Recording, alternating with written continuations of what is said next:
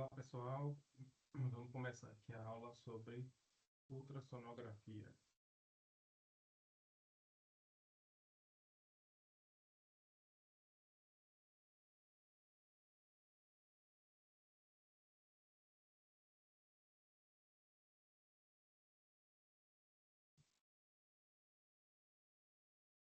Então nós vamos estudar o que há de mais atual sobre a aplicação da ultrassonografia muscular e pulmonar.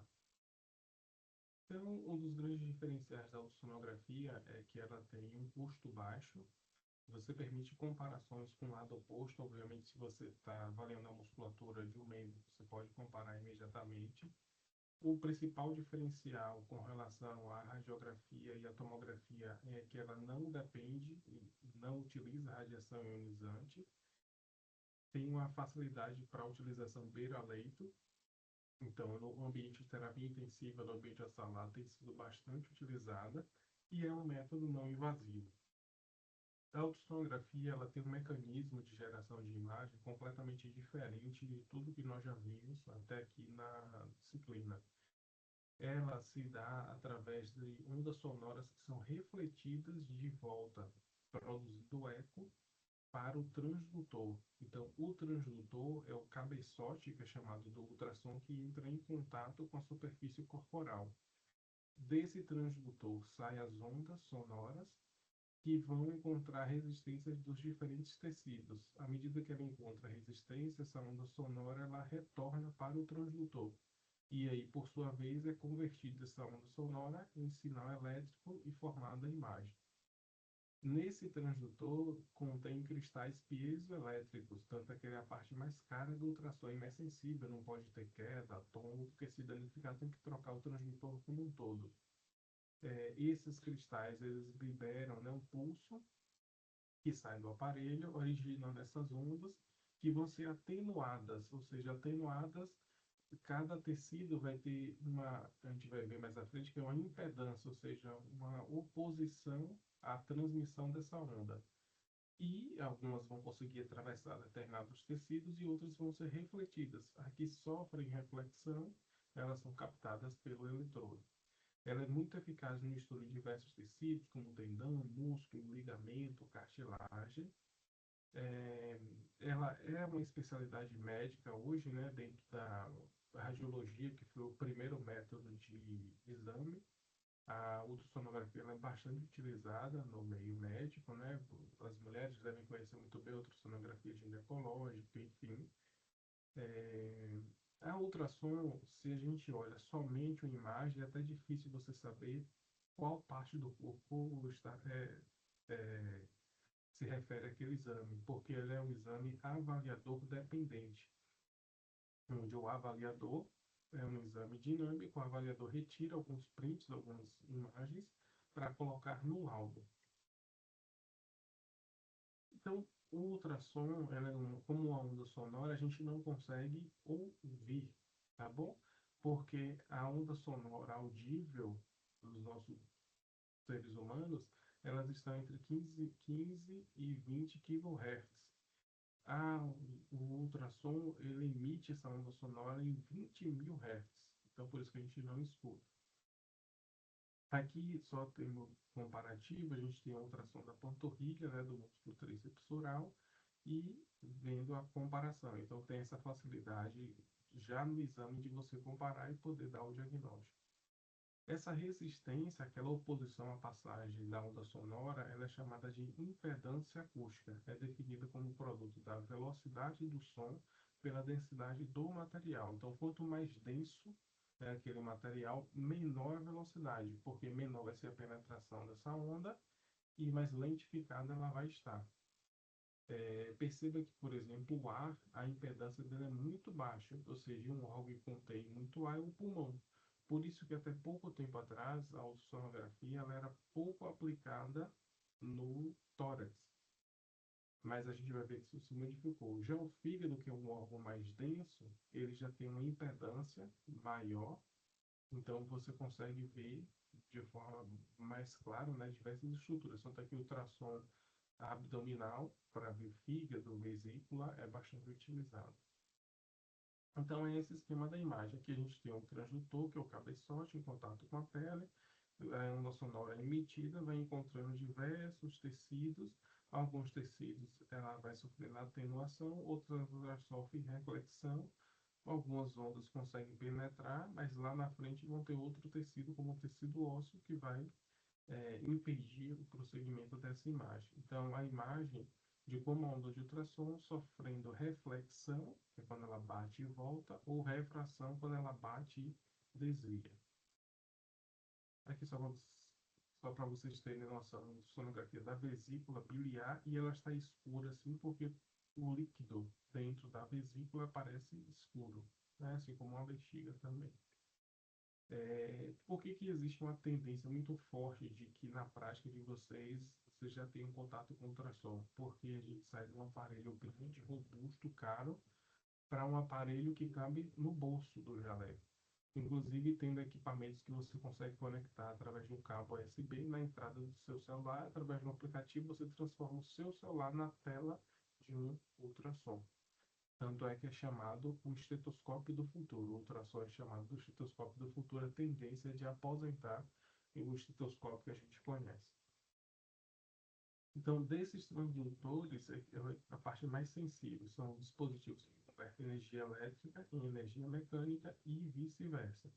Sai energia elétrica convertida em energia mecânica, que são as ondas sonoras, e vice-versa. Ele pega a onda mecânica, converte em energia elétrica e gera uma imagem. E aqui vem outro ponto. Como o nosso último exame de imagem, a gente vai ter também uma linguagem, uma nomenclatura diferente, certo? Então, a gente vai chamar tudo que é branco de hiper, né? Então, lá na tomografia era hiper denso, lá na ressonância era hiper intenso, e aqui na ultrassonografia hiper ecogênico, hiperecoico, hiperecoide. Hiper. Então, sempre vai ter que ter o prefixo hiper. Ecogênico vem de ecogenicidade, certo? Se refere à onda sonora. Então, são estruturas que interagem com o som, refletindo intensamente, produzindo ecos. Por isso que ecogenicidade vem de eco, né? Brilhante na tela em cor branca. Os ecos são de alta intensidade. O termo o oposto, anecoico, anecogênico, anecoide, define a ausência completa de ecos, ou a completa transmissão do som. As estruturas com sua ecogenicidade aparecem na tela na coloração escura. Então, o preto na ultrassonografia é anecoide, anecoico, o branco na ultrassonografia hiperecoico e hiperecogênico. Os tecidos intermediários hipoecoico, né, variam nessa escala de cinza. Aqui a gente tem, por exemplo, uma sonografia de um reto femoral. Então, aqui a gente tem a parte de cima, o quadríceps, o transdutor está aqui em cima, a pele sendo pressionada, músculo, e essa linha hiperecogênica, branca, é o osso. Certo? Então, aqui é o limite do osso. Aqui a gente fez um corte transversal.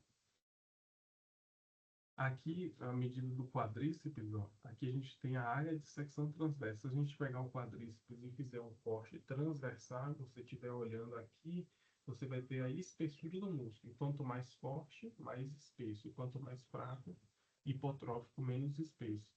Então, aqui você tem a área de secção transversa, que é toda essa área, e à medida que o paciente fica em repouso, está no pós-operatório, imóvel, essa área de secção transversa ela tem uma redução, tá vendo? E aqui a gente tem o periósteo, que é o osso. O ar, ele é uma barreira para as ondas sonoras, né, do ultrassom. Até então era considerado impossível realizar ultrassom para avaliar o pulmão. Por isso que tinha esse mito. Só que qual é a mudança, a chave da mudança? Quando o pulmão sofre alguma agressão, tem uma infecção, por exemplo, você tem uma redução da aeração. A aeração é volume de ar dentro do pulmão. À medida que o paciente tem uma pneumonia, você tem substituição do ar por uma secreção, aquilo está ocupando o lugar do ar. Então você tem uma redução da aeração. À medida que ocorre essa redução, altera a superfície e gera padrões previsíveis, o que permite firmar diagnósticos e monitorar intervenções terapêuticas. Então vamos lá, da esquerda para a direita. Aqui com essa imagem anecoica em preto, você tem um pulmão normal. Por que que ele está preto? Porque o ar não vai oferecer resistência à passagem das ondas sonoras. À medida que o pulmão sofre uma agressão, você vai começando a perder a aeração. Aqui você tem 100% e quanto mais para a direita, menor a aeração. Então, quanto mais grave for o pulmão desse paciente, menor a aeração.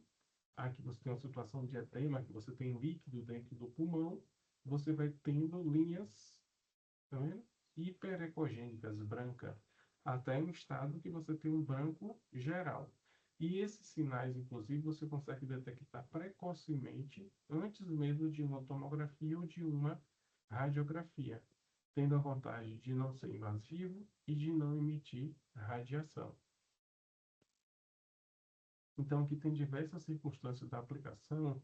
Quando o pulmão tem um edema, que é líquido dentro do pulmão, vocês vão ver isso nas disciplinas aplicadas de terapia intensiva, pneumonia, pneumotórax, broncoespasmo, enfim.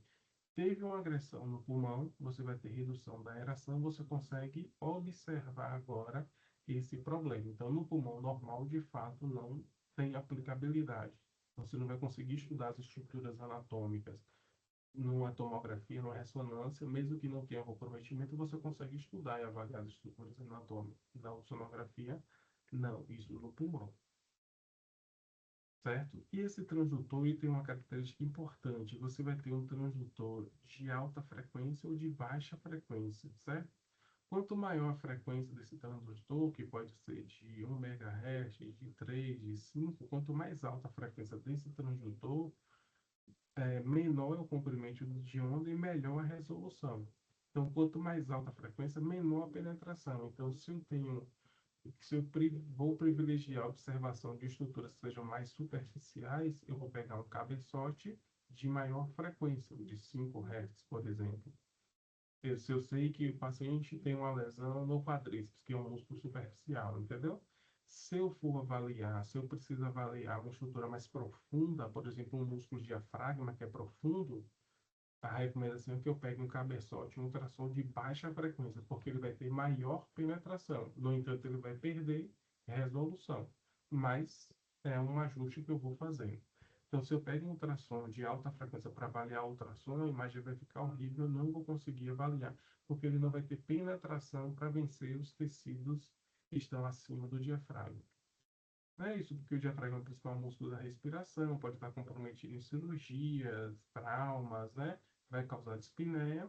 E o método de ultrassom, por ser não invasivo e com precisão adequada para esse diagnóstico, né, de mobilidade, para avaliar mobilidade, espessura, enfim. A gente pode avaliar de diversas formas. Aqui vocês estão vendo o diafragma, a gente vai ver uma linha. O diafragma, para vocês terem noção, a espessura dele, o normal, é a espessura de uma moeda de R$ 1.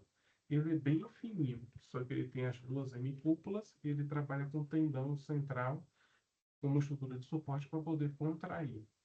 Então, aqui a gente consegue mensurar essa movimentação, tomando como ponto de apoio o fígado do lado direito e o baço do lado esquerdo. O eletrodo está posicionado lateralmente, aí faz a medida de movimentação à direita, faz a medida de movimentação à esquerda.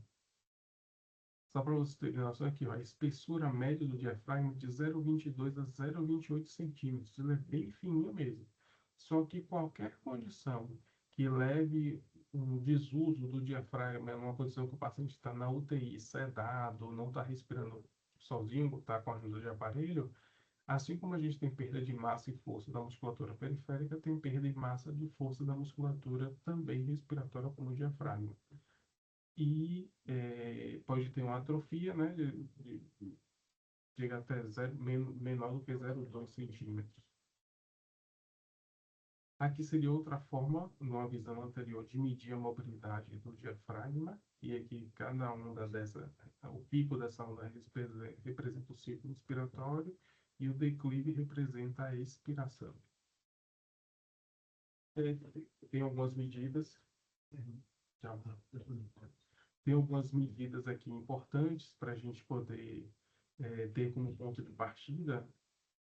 Geralmente se pede nessa avaliação em repouso para observar essa mobilidade. Em repouso, ele movimenta cerca de 11 milímetros. quando você faz uma respiração profunda, 47 milímetros. Então, o paciente, quando está em sofrimento respiratório, ele aumenta essa amplitude, só que o sistema pode não dar conta e entrar em falência respiratória. E isso tem relação com a redução na capacidade inspiratória, principalmente em pacientes com doença pulmonar intersticial, né? E aqui nas evidências no paciente de ventilação que ocorre atrofia da musculatura e a gente não consegue avaliar porque o diafragma é um músculo super profundo e só com ultrassom mesmo para poder quantificar e já ter as medidas corretivas, que é colocar o paciente no modo respiratório espontâneo e tentar extubar para dar ventilação espontânea para ele. Então, é uma medida que é capaz de predizer falha no desmame, inclusive. Então, tem diversas indicações, paciente avaliação de quadro álgico, lesão de partes moles, patologia do tendão, do ligamento, derrame articular. Para procedimentos invasivos, o médico utiliza muitas vezes o enfermeiro também para punção guiada. E é isso.